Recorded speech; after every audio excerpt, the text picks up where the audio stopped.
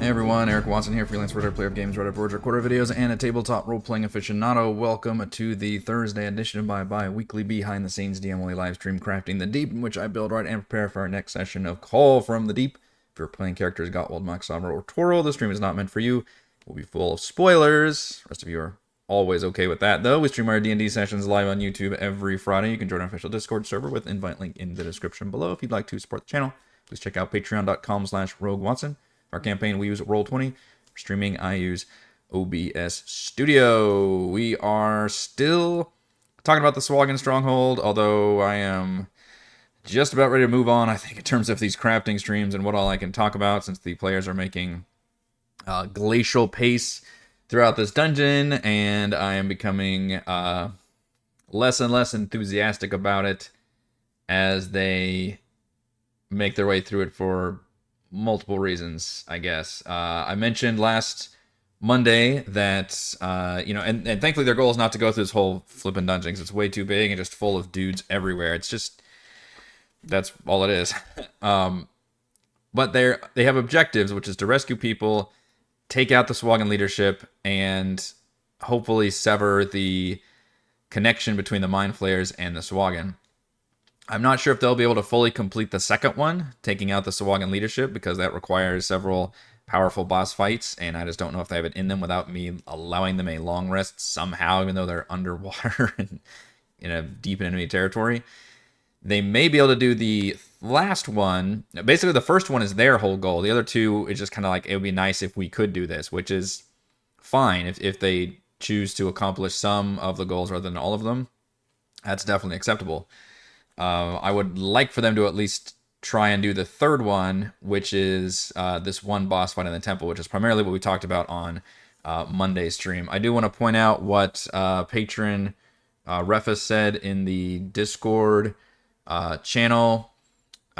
Usually he's got some really great pointers and information after the fact, and then post them to the Discord. It says, watching crafting from Monday, and if the High Priestess is in the temple, I wonder if you'd be downgrading to a regular Chul, which is a good point, because in the normal fight, even though I was comparing, the Uber Chul, whatever, to the Maw of Sekala, I did add the High Priestess, which is jacks up the difficulty quite a bit, because normally she's in the throne room. Also wondering if the party being so drained, despite you wanting the temple fight, may just want to skip all the boss fights and just go rescue the other prisoners and bug out. I think basically confirms my suspicions from Monday, which is, I think the party may just be like, let's just get the fuck out of here, let's rescue our people and go. Now, I did put one person they should hopefully try and rescue in the temple. I could see them trying to do this stealthily or socially, but I would probably force a fight once things went down. But certainly I'm going to try to drag them towards the temple, having it be glowing, hearing some strange noises. At least they can reconnaissance. And then one of the things that they will be able to see, in fact, I think the lighting, actually, this whole area is lit up. They'll be able to see the Lizard Queen trapped in here. So hopefully that will indicate that, like, hey, this is worth doing in here. Ironically, it's more like the original adventure, where they basically do nothing but, like, run through and save a few people. And they're still supposed to do reconnaissance. I guess they're supposed to make tabs on, like, enemies or something. When I ran this, my players scouted and rescued some dudes, then left. Then later came back with reinforcements. That's not something I have entertained a possibility of, which is going back through it. But that is how the original module is. You end up doing a reconnaissance mission. You go back to Salt Marsh and you engage in a final assault, which I guess is done like cinematically. The only way I can wrap my head around doing these big assault things is basically how I did it in Neverwinter, which is you distill them into smaller skirmishes and just have the larger things happening around the players. It's a challenge, though, because you have to script all that. It's a lot of work. I did it for the Neverwinter attack. I'm not really interested in doing it here, frankly. I think it's just, this is a question of, like, trying to dismantle them from the inside and not waging a big war, because I don't have Salt Marsh or I do have Salt Marsh, but I don't have it as a nearby entity that can launch this big raid with all these multiple forces. Instead, like, everybody's on their back foot and they're barely hanging on while the Sahuagin are controlling the seas. Refus also mentioned you could reduce numbers in the fort, seeing as they used all their allies to cause a distraction to get inside. I think we've been doing that, especially starting in Monday's crafting stream, in terms of shaving off a lot of the enemy forces just for balancing purposes. But yeah, that can use that as an excuse. Finally, they've not been super Hitman-like, hiding bodies. I've never played a Hitman game, by the way, even though I like stealth games. I really liked the Dishonored's and the Deus Exes. Hiding bodies, so I guess I need genre games. I can't do it just like straight modern. I need it to be like fantasy or sci-fi. Like hiding bodies, so you could 100% trigger intruder's warning going off and super active patrols whenever you like. Shout out to Refus. We are a ocean and several time zones apart, but we are united in thought. Yeah, I think we can definitely force a patrol. Probably if they take the bait for going to the temple, I think the best time to hit them with a patrol is going to be them exiting the temple, especially if they have to short rest after the temple fight, which I imagine they would. And we can hit them with a patrol, and then they can be running back. But then, like, part of the patrol could also be that they're fighting some people, but like others are running away and warning like the rest of the dungeon. So what I'd love to do is by the time they make it to level 1, and again we're going 3, 2, 1, which is down here in these stairs here, they should know they're on the clock. Like they should be like, oh shit, this place is starting to buzz with activity. We got a GTFO because they're onto us. And I think the best way to do that is to showcase a patrol, assuming I can get them to go into the temple. If I can't, then if they just decide to skip the temple, that's a big bummer, but I can't force them necessarily. I can beg them with my NPCs or whatever. But then I can still execute the same patrol around this area. And then when we do the post chat, they'll be like, well, you had these guys come at us. And I was like, yeah, but they wouldn't have come at you if you got to the temple. The normal patrol, I believe, is 4 Sahuagin. We can look that up again, actually. I think I've looked at this before. I think it's more than this. I think I already shaved some off. Does not talk about the patrols in the Stronghold. Inhabitants. Patrols in the fortress. A patrol consists of 5 Sahuagin, 1 Coral Smasher, and 1 Champion. So it looks like I'm reducing that to 4 Sahuagin and a Champion. I wonder if I should keep using these Champions because they're kind of a bitch of a stat block for the party to make it through. It's a shame that they're literally like 3 times as strong as the average Sahuagin. I guess the answer to that is the Coral Smasher, which is really the halfway point between the two, because I also think the Wave Shapers are way too strong for what they are in terms of their offensive capabilities. The ones that are after them, though, also include... where did I put you? The Blade Master Makat would be kind of a nice, like, real boss fight to force on the players if I needed to. He's back on level 3. I think I might have copied and pasted him to level 1, also, now that I think about it. Which was... Where are you? Right there. So there's the Blade Master Makat, who's like a super powered champion with extra hit points. The players definitely do not want to fight this guy. I guess I gave him extra hit points too, 97. I could give him... let's give him 100 hit points. It's still a big amount of hit points. It's mini boss-ish. You actually have a name. Something like that. Master Makat. Alright, so and he involves multiple champions, so that's kind of a nasty fight as well. But I don't think I may have it to where he's not in the patrol battle, but like alarms are ringing, and maybe I can like tease the fact that they see this gigantic, well-decorated Sahuagin finally like turn the corner with several cohorts, and like it's basically me telling the party like, you need to get a fucking move on now. You don't want to fight these guys. So that would be like this trio right here, which is not necessarily TPK, but like, especially if they go through that temple fight, that would be just almost insurmountable for them to deal with. These guys, some numbers. Finally, some regular ass Sahuagin to fight. Are we ever going to fight Sahuagin in this, like regular Sahuagin in this Sahuagin Stronghold? Yes, perhaps, occasionally.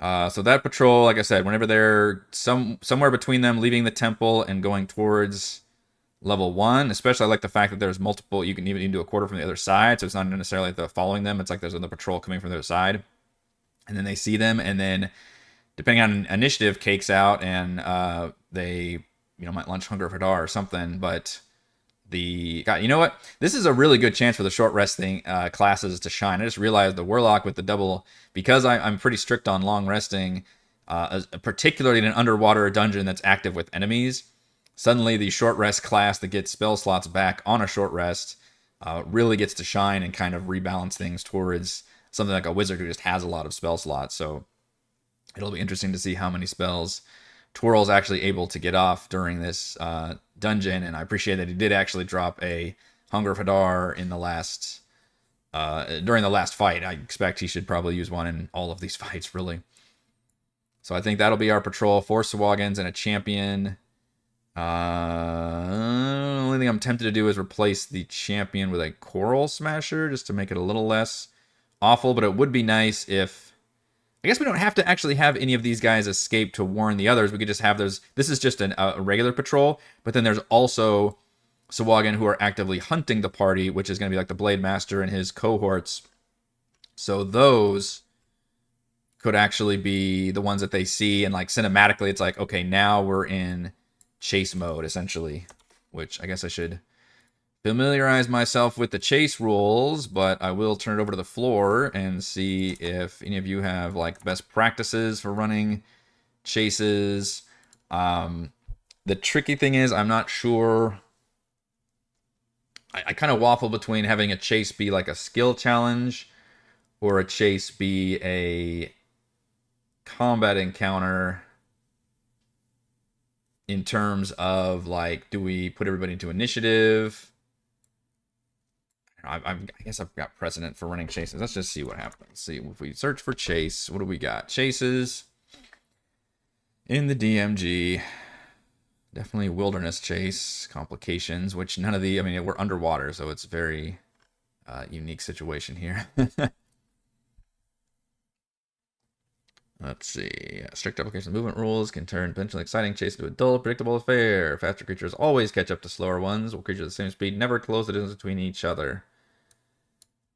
Right. In fact, what is the average speed of a Sahuagin? They're pretty fast underwater. They're shark people. They've got a swim speed of 40.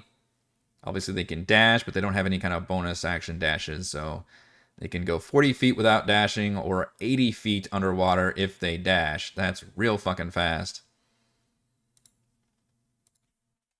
Assume that's uniform between all the different stat blocks. 40 feet. And 40 feet, yeah. Chase requires a quarry and at least one pursuer. Also, I feel like chases work better if the players are being the chasers. Because if they are the chasees, more than likely they're just fighting. Because that's more efficient than fleeing. Unless I'm throwing an entire army of people down on them. Determine the starting distance between the quarry and the pursuers. Track this between them. See, none of this assumes we're actually using like a virtual tabletop to actually put things down. So the other thing is I don't run it like an actual chase sequence where we use the chase rules. I'm just running things on Roll20. I feel like I have to sneeze. God, I was sneezing a lot yesterday too. I got a big storm coming through. I guess that's fucking with my allergies or something. Nope, the feeling is past. But if I do it in Roll20 and just have people be dashing and everything, like it says here, I think that gets kind of janky and old. Even if I have like just mountains of Sahuagin like chasing. I mean, there's this whole group right here too, and this group would get aggroed. I just realized during any kind of, if I had enemies coming down here. So yeah, I don't know. One thing I would probably do is if Twirl, for example, lay down a Hunger of Hadar, I may just suggest it to the party and be like, hey, I will take you guys out of combat. Because I think that's the thing that breaks players' brains, right? They're like, okay, we're in combat. The most efficient thing to do is just to fight rather than flee. But if I can tell them, okay, now you've done a thing, you know, you cast a wall or something, it would temporarily take you all out of combat, you know, with the suggestion that you get the fuck out. So we'll see. I'll try to work with the players on that. I'm not sure it's worth actually running a full-on chase, at least until we get through the level 1 battle, which is here, which we did reduce on Monday's crafting stream. We greatly reduced this room from what it originally is with like priestesses and multiple coral smashers and stuff. We put in 2 Sahuagins, a single coral smasher, and a champion. And I think the party, let's see, the party would spawn in right here. In fact, we can drag their tokens on here to make that a little bit easier. It'd be easier just to copy and paste because they got so many allies. In the shark room, right there. So copy all of them. We go to level 1. Look at that. We're going to see the level 1 map after all, which kind of makes sense because they've been aggroing things along the way. They haven't been hiding bodies, not been doing the hitman thing. So it makes sense that they would have to never be able to return to whence they came. They would have to constantly move forward. All right, so that represents their full party, however they want to do it on this map. GM layer for now. So they will pop up. There's no dynamic lighting here, I believe, because that stairs going down. And there's only 4 enemies and a lot of NPCs that they can rescue. I guess they're all chained up. Maybe I should look back at how this room is described. Which is under... The mission begins. Room 19 is the room.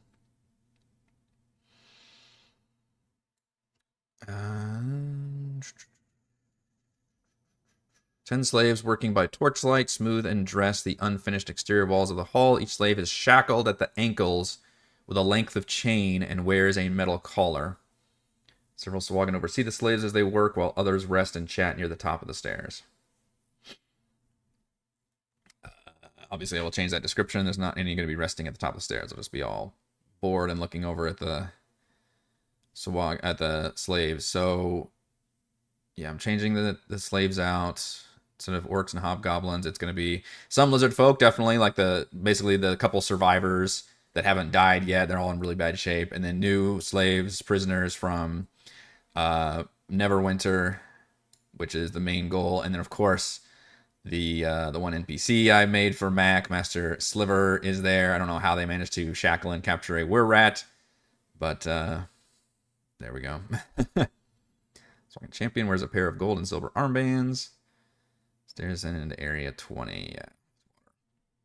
Sahuagin here alerted to the sounds of combat in area 12. The other slaves and chained them to the pillars in the room before proceeding, which delays arrival accordingly.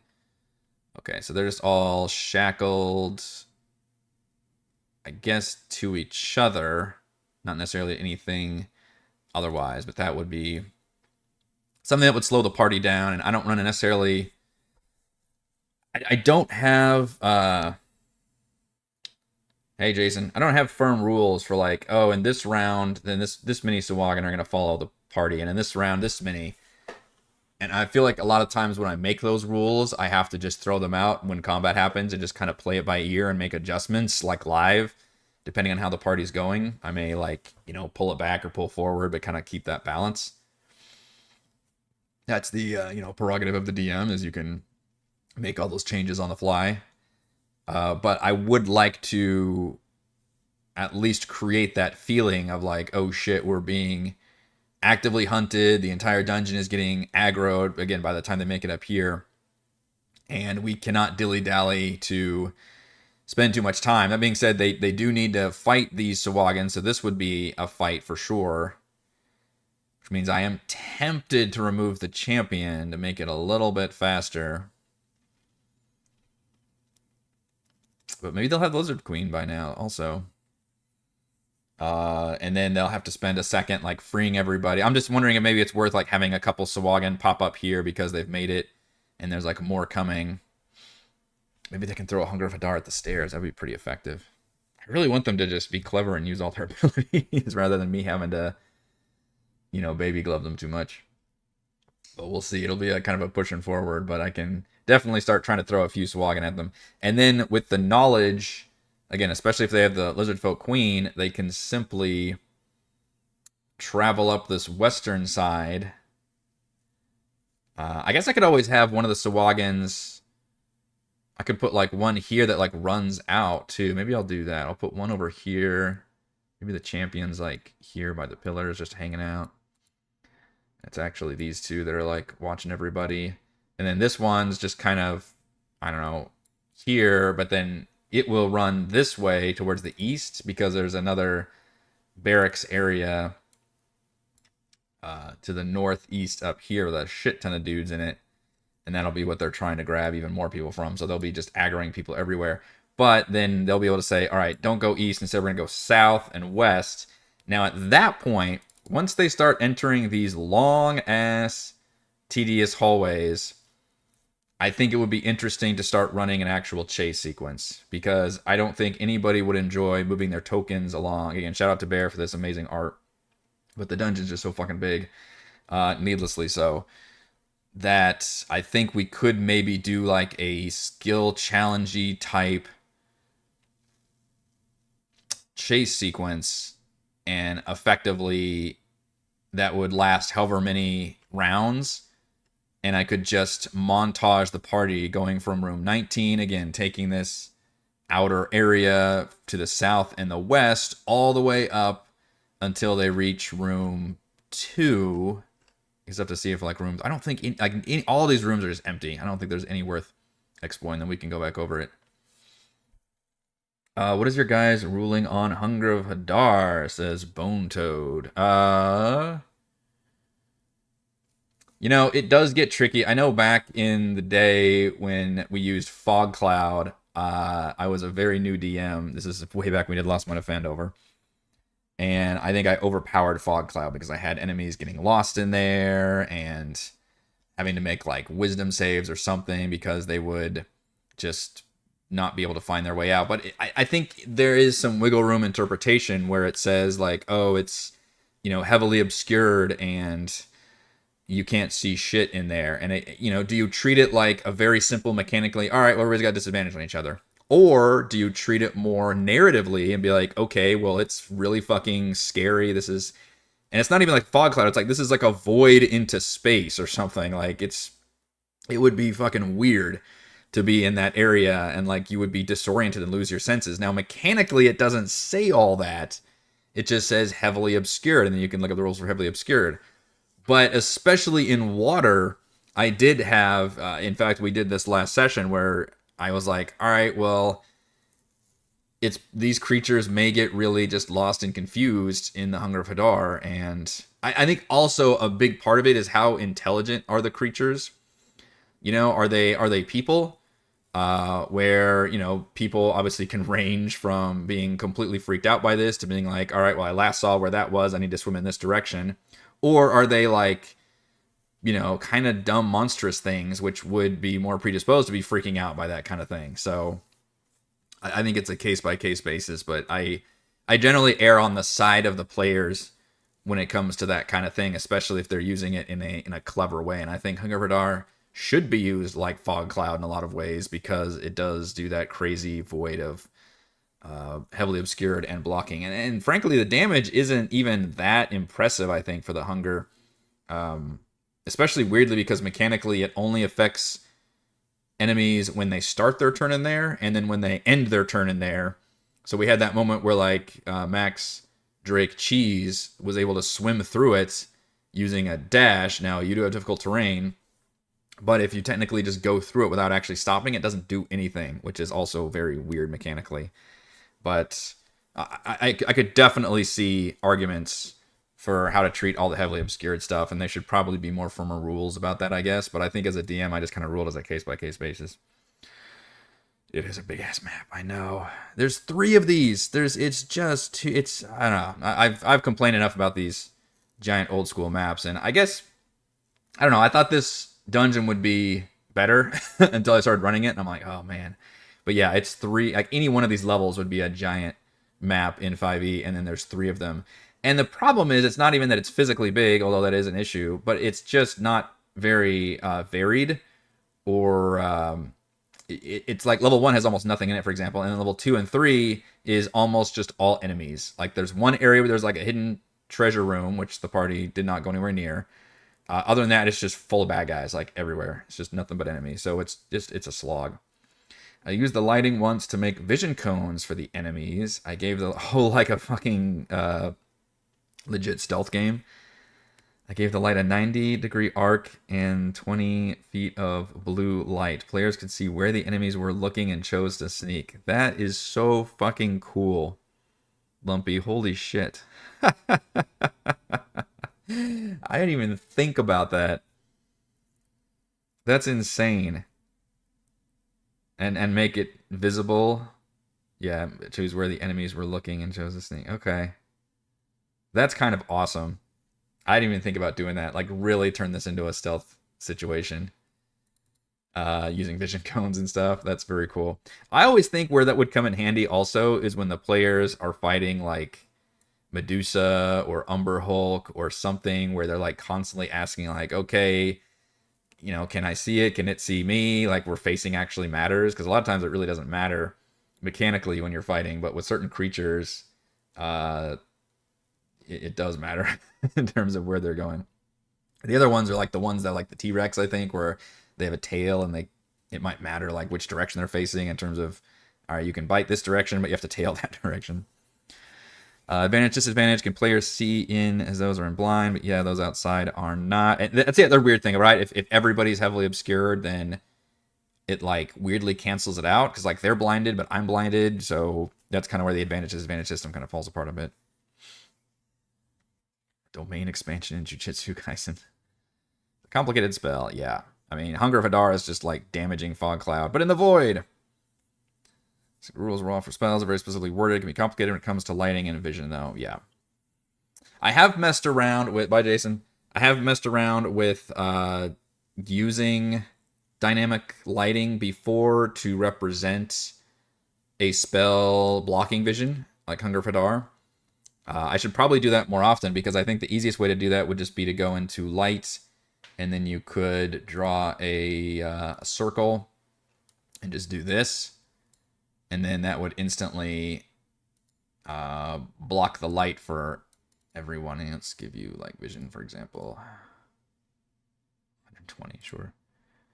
So you can see how that blocks the light there if that were the Hunger of Hadar. So that would be the effective way to do it. I probably should do that more often. I think that would create the effect a lot better. It would not, if you're inside of the area, then you would be able to only see inside, be able to see inside perfectly, which is that's not the case. Your vision would be reduced to like nothing. I can't really replicate that unless I really start fucking around with their actual vision settings, and that gets kind of tedious just for walking in there. So I think we can just explain that, but I should probably take advantage of that more often to showcase the fact that the hunger actually does block quite a bit. And we can look up the rules for, is it heavily obscured? I wonder if that's actually... No, okay. Maybe it's under vision. Okay, there we go. Vision and light.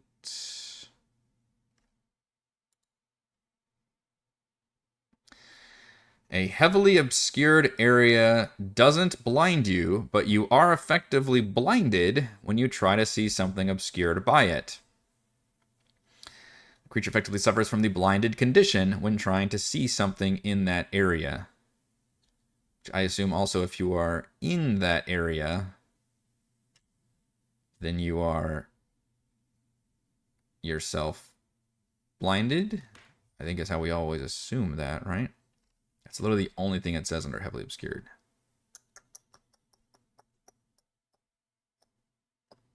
Yeah, it could be more detailed, I think.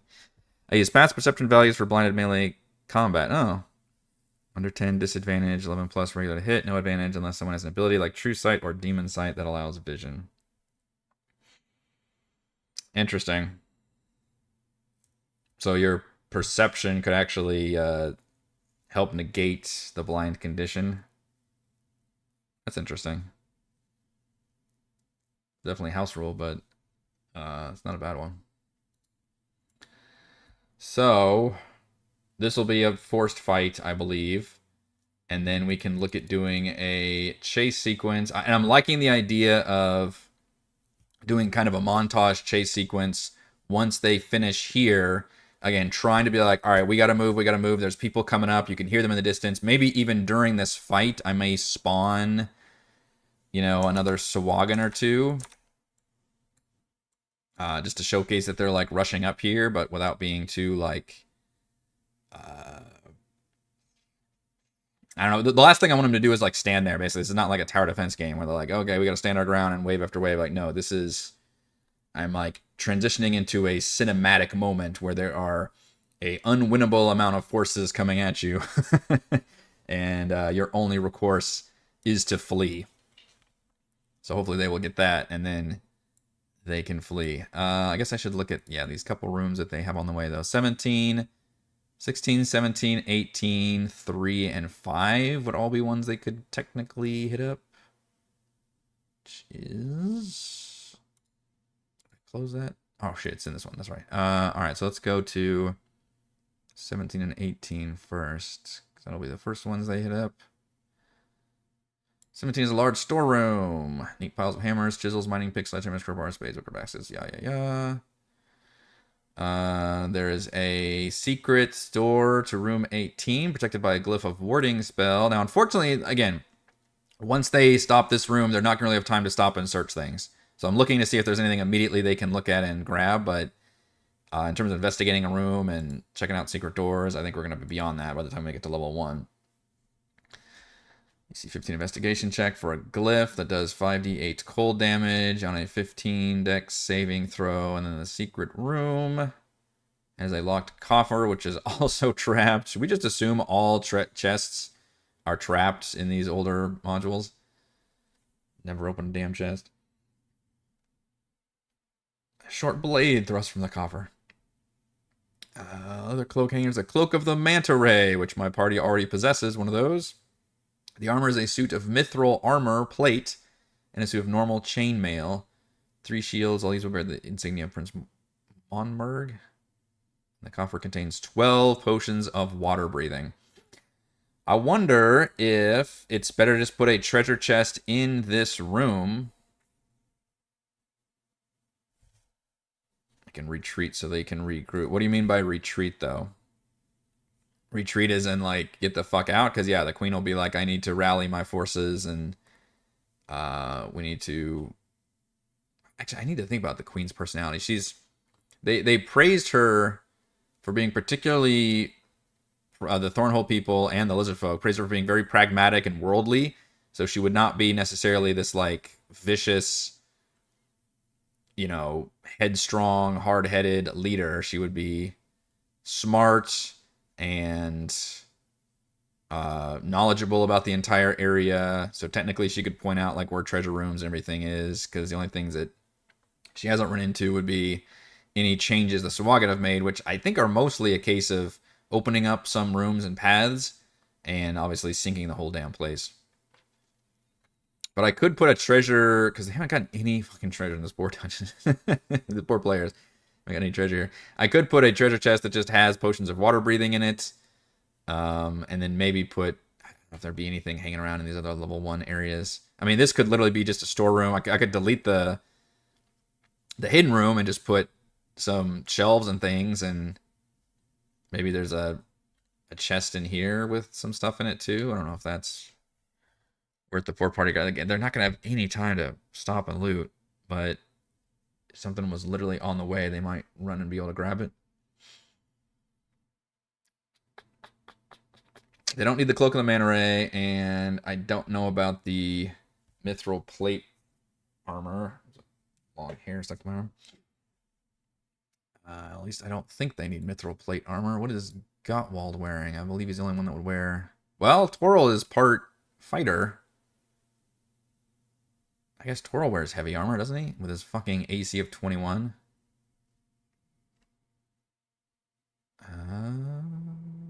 Does fighter not get heavy armor, or does he just not update his proficiencies? Just mention proficiencies under your stuff. He's got a lot of stuff for only being level 7. He's got, that's why he's got the adamantine armor.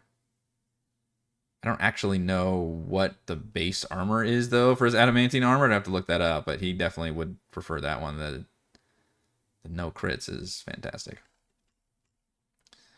Gottwald is actually not... He's wearing his... Yeah, his way less AC of 13. But that's what gives him his freedom of movement. He's got the armor from... the Sinister Secret of Saltmarsh, I believe. Which is He actually put in Book of Erotic Poetry. Speaking comments for dummies. Bless you, Chris, for writing all the bullshit loot in there. And a bottle of Genocider. A lot of scrolls he's got, too. I'm not seeing... I guess he didn't put his armor in there. I'm trying to figure out if he had his other... Mariner's armor. Chain shirt. And he's got a regular plate armor. Okay.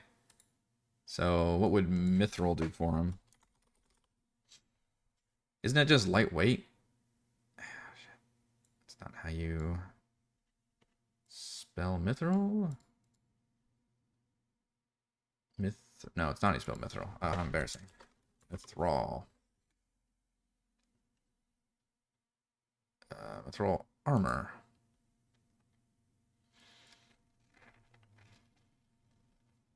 Light, flexible material. If the armor normally imposes a disadvantage on dex stealth checks or has a strength requirement, the Mithril version armor doesn't. Okay. So he doesn't give a shit about the strength requirement.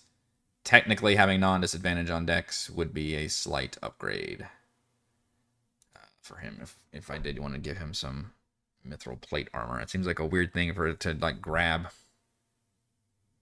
Yeah.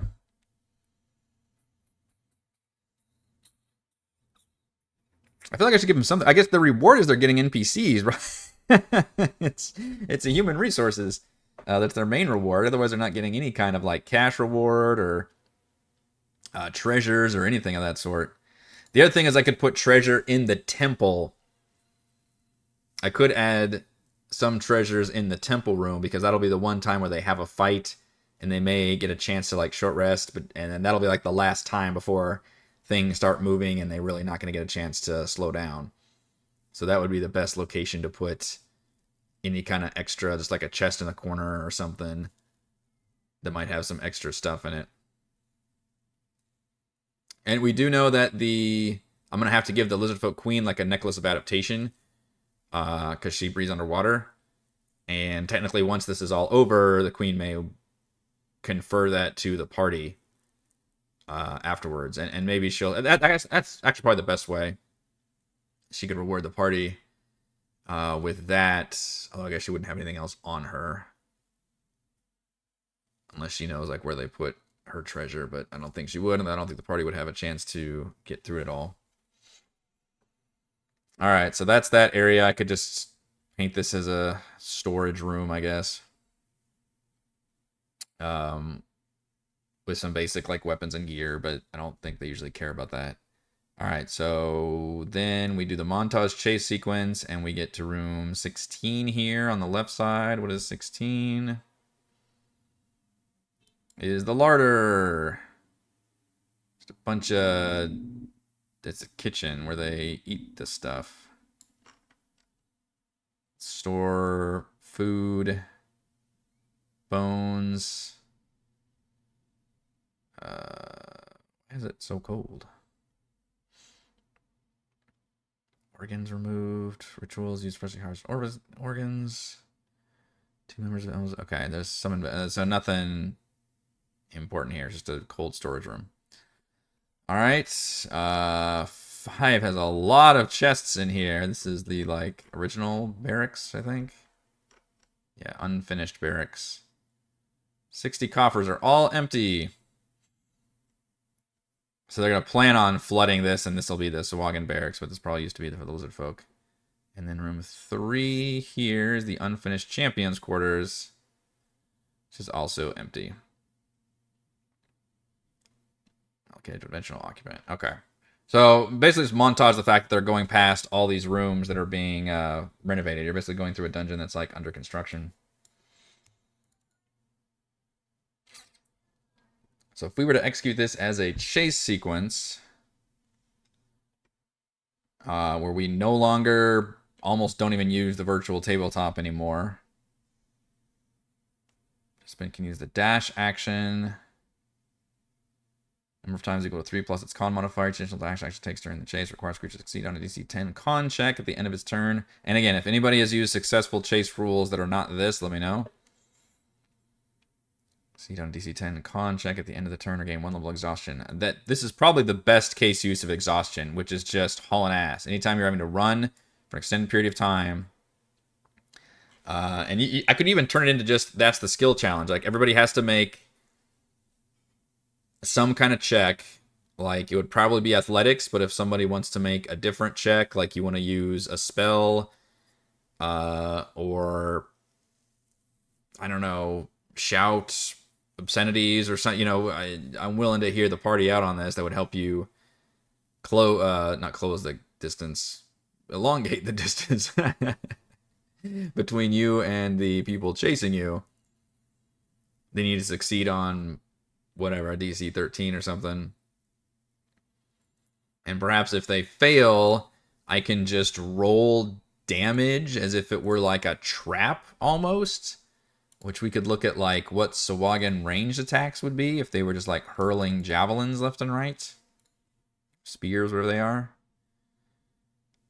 So it'd be like 1d6 plus 1 piercing damage is pretty small, but you could montage that to say there's several throwing spears at you. Well, here's the thing, Nate. If we're doing the chase sequence on level 1, swim speed is no longer a factor, interestingly enough. Because it's all above water once they get here. And I think this is where I would start to do the actual chase sequence. I think before, when we're level 2, I still want to kind of tease the fact that the dungeon is being alarmed and they need to move quickly, but I wouldn't do like a formal chase sequence until they probably complete this encounter here. I could act like I'm starting the chase by having new enemies spawn in from below, reaching the stairs, and they're gonna be like there's no time to rest, we gotta go, and then we can start a chase sequence. But this will all be above in level 1, which is just on the ground. So that's just a regular 30-foot speed for all the Sahuagin that they can run with. In terms of the players, for their regular speed, we won't have any monks. So presumably everybody's got a normal. We don't have any monks or rogues. Those will be the ones that have all the extra speed abilities, I believe. Somebody else having a different kind of ability I'm not thinking of. So 30 foot should be everybody. Like Sabra could sacrifice her zombies. That could be a thing you could do since they're not going to be very fast. Pretty sure just everybody's got a normal. Unless you're like a dwarf or somebody. Max got a 35. I wonder if turtles are faster or if he just got more as a ranger. It's interesting. He's a little bit quicker. Yeah, so that part definitely matters.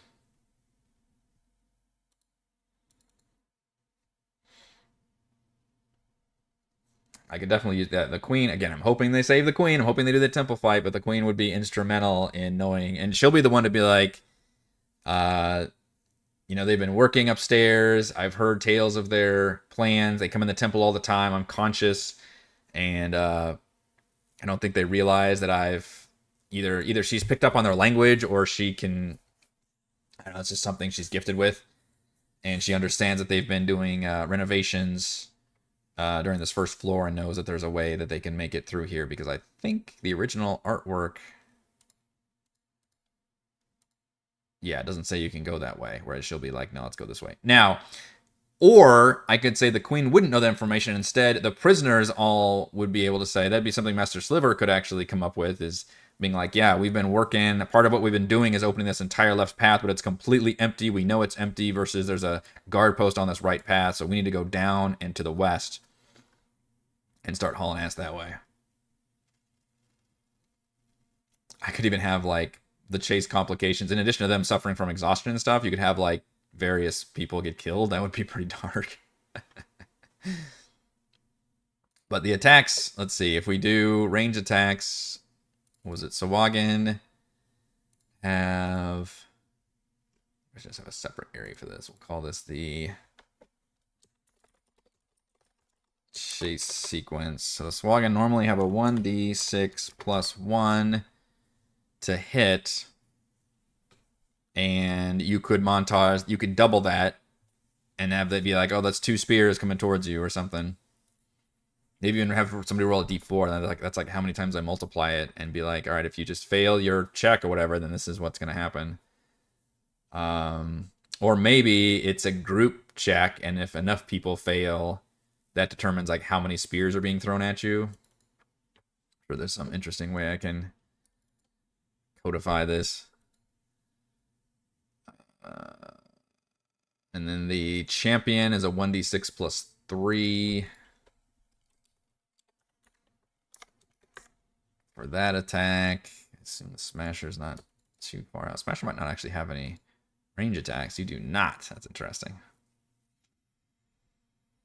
But that way, none of them are actually closing into melee range too much, unless somebody really fucks up. Until, now, the tricky part is we do make it to this room here, and all of a sudden they run into a portcullis, right? So that's going to prevent us from doing literally a chase sequence all the way to the end of the dungeon. So we end up in room 2, the guard post. Mechanism described in area 1. I'm doing this all in reverse, so a lot of the room descriptions and things aren't going to work. Let's see. Guarded gate. 2 Sahuagin and area 2 non-visible characters. Giving guard to the gate. The gate is normally closed and down. It is raised and lowered by means of a chain and pulling mechanism fastened to the north wall inside area 2 on the east side of the gate. It's actually on the west side on this map. Well, I guess it's on the east side if you're going that direction. Under normal circumstances, it takes 3 rounds to raise or lower the gate. When an emergency device allows the raised gate to be dropped in a split second with a muffled clang. So having 3 rounds to open the gate would be devastating for the party, but would be an interesting way for me to force them into a temporary fight right here. Borg gets to take an oath of vengeance. Yeah, and they could definitely end up losing one of their NPC party members. We can see about that too. I've certainly thrown Borgus, of course, is the most expendable. Not being able to have the Lizard Queen survive would be a bummer for the Lizard folk, and not having the Triton survive would be a bummer for their Triton ally. And then obviously all the Neverwinter folks. Technically, most of them are expendable as well, but would feel bad for the party. But we could have like this group show up like around the corner with this big bad boss coming in.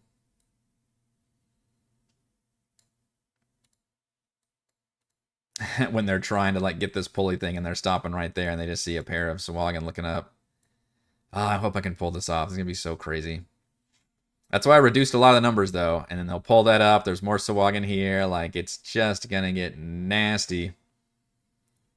We've got to have a way for them to just get out and go. I think having the I think definitely be a skill check to raise it. I kind of like the idea of it even says right here the gate AC of 18, 50 hit points, damage threshold 14 can be forced open by a character who makes a successful DC 18 athletics check. So I guess you don't actually have to do the raise thing. You can just sit there and bash it open. But having the party have to pause for a second and like actually enter combat here would be pretty tense and fun. The issue is I need them to be able to get out quickly instead of just like hitting the water and then like continuing a chase sequence across the open water. That's no longer interesting. I think this is the climax of the chase, right? So I'm trying to think of a way for like the Lizard Queen can contact people, or somehow the ship is still around and maybe providing covering fire. Maybe the Triton hit a sending stone up his ass that is still somehow connected to the other Triton. It all gets a little bit Deus Ex Machina shaky. Not quite Deus Ex Machina, I guess, because we established the fact that there's lizard folk out there somewhat causing a distraction, and their ship is out there causing a distraction. I just didn't have a firm egress plan. But maybe when they get to this point, the door breaks open and they see other lizard folk there. And the queen can explain, like, I have some limited mental abilities or something. They can sense. Maybe they just come and they're like, all right, we've managed to, I don't know, give them the slip, and we realized the place was starting to file back into the dungeon with more people coming in, so something was up, so we've come to rescue you, yeah. But then, yeah, causing them a diversion, letting the players and everybody get out of there, and then the whole thing, they get on the ship and they get out. So I'm not interested in actually doing a big battle here. I'm interested in doing like a cool like cinematic moment, I guess, more than anything. Which maybe we can look back at the swamp map we've gotten, like copy and paste some of these guys. Which was this our scale shield? Yeah, that was the guy I was using. So let's take you. And you. Copy all of you and maybe bring you to this map. Just having them show up as like, hey, we're here to help, would be like a huge relief for the party when that's the cool moment, I think, right? In all of these like overwhelming odds stories where it's like, holy it's the end game thing, right? That end game moment is so fun when the guys think they're just beaten and they've tried their best and they're not giving up, and they're like, holy shit, we're just gonna die here, and then like all the reinforcements come. That would be a really cool thing to pull off here toward the end when they make it to like the entrance. They've like cracked open the gate, but they're getting their butts kicked. Maybe an NPC or two has to sacrifice themselves to stop these guys from coming. And that's when the lizard folk they can break down this outer door. This guy I forgot his name, but I'll have to remember what it was. I think he was listed at the very beginning of the adventure. We'll probably get rid of the net trap. I think the door is actually supposed to be locked. At night, the doors are unbarred. Oh, maybe they're not. But anyway, I think I like having show this as locked, and then it like busts open, and there's a bunch of lizard folk there who are like, I don't know, ready to help. I think that's cool. Yeah, that's Lord of the Rings, obviously. End up in the Rohirrim. In this case, it's the lizard folk, but still, I think that's cool. But I would not be able to pull it off very well if they don't save the lizard folk queen. So all my plans come to fruition. What I want to have happen is they go to the temple next. They complete the temple encounter, which we still didn't even really go over that rebalancing effort, but I'm not opposed to just downgrading the Shul even further. They do the temple, then they make it here. They fight the patrol. I'm really tempted. I'll think about it some more, but I am tempted to replace the champion with a Coral Smasher, just so it's not that awful of a patrol coming at them, because again, they'll have this whole fight here. Actually, that'll depend. If they skip the whole temple, I'll probably nail them with the champion, but assuming they do the temple and they come out, then the patrol might just be the Coral Smasher and some Sahuagin. And then I'll start teasing the fact that there's more Sahuagin in the distance, rumbling and coming up there, so they'll have to hurry up the stairs. They'll have to pause for a couple rounds, which again is seconds, to fight that battle in Area 1. They'll be, at that point, the whole dungeon has been aggroed, and they're coming after them, and they'll have to chase their way up through that side path. We'll run a chase sequence. I don't see any of this is still going to happen over the next couple sessions, by the way. The temple fight alone is easily going to take up a session. So I'll have more time to talk about an actual chase sequence that I have to concoct. But I think once we do the temple fight and then the little patrol skirmish, level 1 will have 2 main fights, the one in that stairs room and then the one after the chase, and then we'll have to do the chase in between. And in that final actual fight, we can maybe tease the Blade Master Makot kind of mini boss with some high-powered enemies, and the party's just trying to get out at that point. They do not want to stay and fight. They're in really bad shape. I mean, after the temple fight, I don't even think our 2 frontliners have any hit dice to heal with. Like, they're going to be in really bad shape. And then, depending on how well the timing works out, I can have the lizard folk come in and help get them out of there, and they can hopefully jump on their ship while the lizard folk are providing cover and make it the fuck out of there. And I think, hopefully with them, the only bad thing is if they haven't done the temple or done anything else, then I don't have a good excuse for why the Sahuagin wouldn't just continue hunting them down and just take them out. Versus if they do this part and they manage to interrupt this whole ritual, and perhaps even sinking the entire thing involves like draining the Lizard Folk Queen's power, and then the whole dungeon starts to like rise back up the water because they no longer have this connection. So maybe that's also going to be fucking up the Sahuagin. So that would provide... All of this basically makes sense if they complete the temple. In terms of how I can build up the fact that why they're able to escape and also deal a very serious blow to the Sahuagin. Although if they don't take out the Baron and Baroness, the Sahuagin are still a full in number and still have leadership. They just no longer have the organization and backing of the Mind Flayers at that point, and won't have any like specific orders to go attack like big Sword Coast cities. So there'll be a partial victory and success, which I think could work. I mean, one thing I could do is just take out his Paralytic Slime, and essentially I could just turn him into a Chul, but with slightly better stats. I think we've looked at this endlessly last week with the Chul breakdown, but it still has the grappling effect and still has the paralyzing tentacles. Still 16. Yeah, the more I look at it, the more I just may use a regular damn Chul.